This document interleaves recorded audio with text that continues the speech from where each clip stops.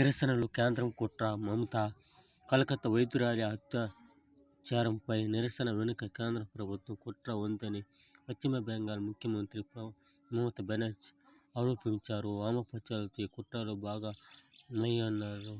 సచివాలయ సభలో సోమవారం ఒక అధికార సమీక్షలో మమతా గారు ఒక ఆడతల్లిగా మీరు చెప్తా ఉండారు.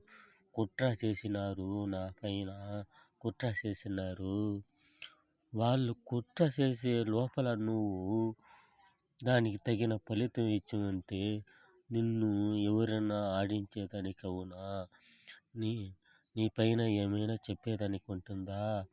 నువ్వు సీత లేక ఉండకుండా శూర్పణ లేక ఉండావు.